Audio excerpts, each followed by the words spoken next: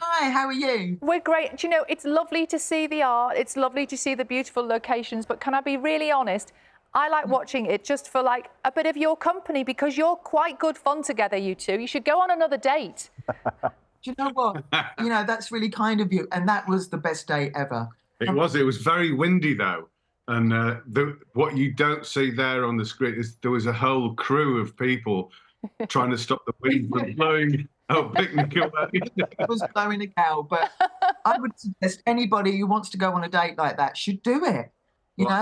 Doing drawing, painting reflections. Absolutely. And I didn't know what I was doing. doing. And by the way, that was our first time in Northern Ireland. I think we were in Antrim, and it was the most beautiful place I think I've ever been in my life. It was fantastic. Absolutely stunning. And that's our show. Not weeping with That's the show that's on tomorrow night.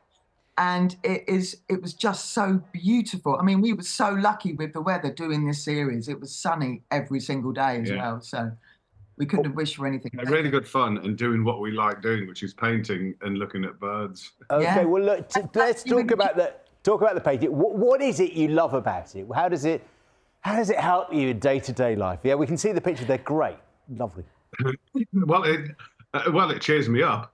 Not that I would be uncheered before, but did you notice I've always done it before I was on television. Before I invented Vic Reeves and became the Vic Reeves character, I was Jim Moir the painter, and now I gave up playing Vic Reeves probably about 10 years ago, and just went back to painting, and because that's what I like doing. I think if you could get the opportunity to live your life doing what you really like doing, then grasp it. And Jim is always and he's always in his art studio. And what's great is he teaches me as well, so that's great on the show.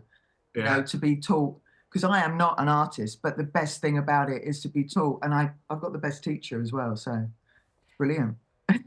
So Nancy, do you genuinely enjoy the bird watching? Absolutely. I would like you would be forced. I'd force you into it. No, I mean, when I met Jim, that's what Jim was doing anyway. So we go out every weekend and bird watch. And you want to know what I was looking at. And I've got my top 5. My number 1 is the curlew. And at the moment, from this show, I've fallen in love with, well, all of them, but the dipper I just adore. They're just gorgeous. And that's what it's about as well, is being outside, looking around, looking at birds, and don't take them for granted. Look up in the sky and just see what's... And deep into the bushes. And into the bushes, yeah definitely. Look further into the bushes.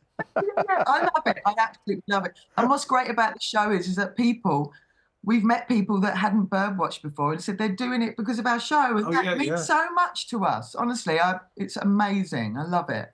Why do you love painting the bird? I know you're a keen bird watcher, but why painting and drawing the birds, Jim? Well, there's a lot more people out now with cameras. If you go, like I started off birding like a lot of kids of my age, and I include myself at my age now as a kid who goes bird watching. Everyone's got cameras, so what I do to be slightly different is when I see them, I go and paint them. Yeah, all the time. So if we see a certain bird, a curlew, Jim will be home and say, "We've seen this today." I've seen too many curlews. I love curlews. I love curlews. But I have to ask you, there's a theme in the pictures behind you. Are you obsessed with puffins at the moment?